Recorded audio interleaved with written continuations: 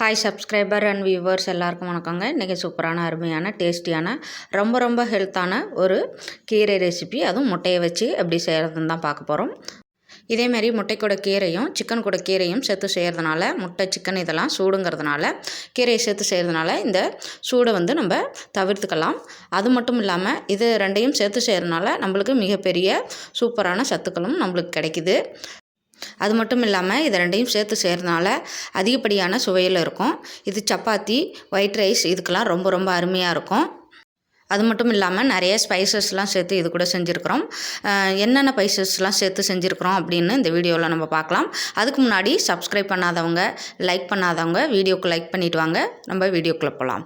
நான் ஒரு கடாயில் எண்ணெயை ஊற்றிட்டு கடுகு, ஜீரகம்லாம் போட்டு பொரிச்சிருக்கிறேன். அதுக்கப்புறம் நம்ம பொடியாக நறுக்கின பச்சை மிளகாயை சேர்த்து வதக்க போகிறோம்.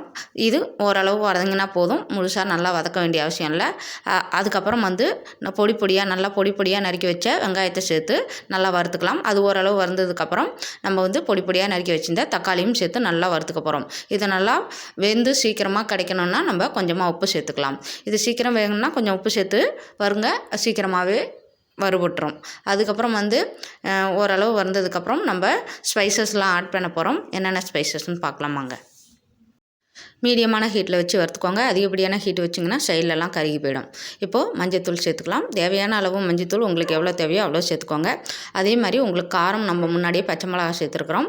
ரெட் சில்லி பவுடர் நீங்கள் எவ்வளோ உங்களுக்கு காரம் வேணுமோ அதேமாரி கொஞ்சமாக சேர்த்துக்கோங்க. இப்போ நான் சேர்த்த அளவுக்கே சேர்த்துக்கோங்க, கரெக்டாக நல்லாயிருக்கும். இது நல்லா வறுபட்டதுக்கப்புறம் நம்ம 2 முட்டையை இதில் உடச்சி இதேமாரி ஊற்றிக்கிறோம். இதேமாரி ஊற்றிக்கிட்டு நல்லா கிளறி விட போகிறோம். இப்போது ஹீட்டை கொஞ்சம் குறைச்சி வச்சுக்கோங்க.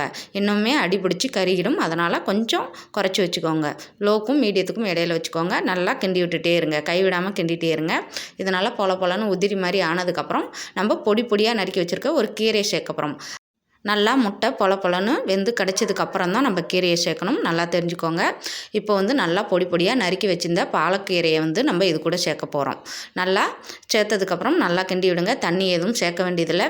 இது கூட வதக்கி விட்டாலே போதும். அது நல்லா நீர் விட்டு நல்லா வெந்து வந்துடும். அதுக்கப்புறம் நம்ம உப்பு இல்லைன்னா கொஞ்சமாக ஆட் பண்ணிக்கலாம். முதலே உப்பு கொஞ்சம் சேர்த்துருப்போம், அதனால் இப்போ பார்த்துட்டு கொஞ்சமாக ஆட் பண்ணுங்கள். நிறைய எப்போவுமே பாலக்கீரைக்கு கொஞ்சமாக தான் உப்பு தேவைப்படும். அதனால் கொஞ்சமாக தூவி விட்டுக்கோங்க. பத்தலைன்னா அதேமாரி தூள் உப்பு இருந்தால் தூவிக்கோங்க. அதிகமாக போட்டிங்கன்னா ரொம்ப கைக்கும், சாப்பிடவே முடியாது. பாலக்கீரைக்கு கொஞ்சமாக தான் உப்பு தேவைப்படும். இதை நல்லா பரட்டி விடுங்க. அது நல்லா நீர் விட்டு நல்லா நீரெல்லாம் சுண்டுற அளவுக்கு நம்ம வறுத்துக்கிட்டே இருக்கணும்.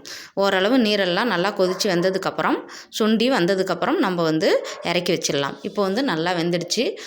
இது கூட நீங்கள் ஜீரகப்பொடி, மிளகு பொடி எல்லாமே சேர்த்துக்கலாம். மிளகு பொடியும் ஜீரக பொடியும் கொஞ்சமாக கடைசியில் இறக்குனதுக்கப்புறம் கொட்டி பரட்டி விடுங்க. இல்லைனா சாப்பிட்றதுக்கு முன்னாடி கொட்டி பரட்டி விட்டு சாப்பிடுங்க. எது வேணாலும் செஞ்சுக்கலாம். இதுக்கு சப்பாத்தி, அதை விட்டால் ஒயிட் ரைஸ் ரொம்ப சூப்பராக இருக்கும். நான் இன்றைக்கி இதுக்கு சப்பாத்தி செஞ்சுருக்கேன். மசாலாலாம் போட்டு செஞ்சுருக்கேன். சப்பாத்தி ரொம்ப சூப்பராக இருக்கும். இதேமாரியே நீங்களும் ட்ரை பண்ணுங்கள். ரொம்ப நல்லாயிருக்கும், அருமையாக இருக்கும். யாரும் எதிர்பார்க்காத அளவில் சுவையாகவும் இருக்கும். கண்டிப்பாக ட்ரை பண்ணி பாருங்கள். குழந்தைங்களுக்கெல்லாம் இதேமாரியே செஞ்சு கொடுங்க. ரொம்ப சூப்பராக ஹெல்த்தியாக இருப்பாங்க. நல்லாயிருக்கும். மறக்காமல் லைக் பண்ணுங்கள், ஷேர் பண்ணுங்கள்.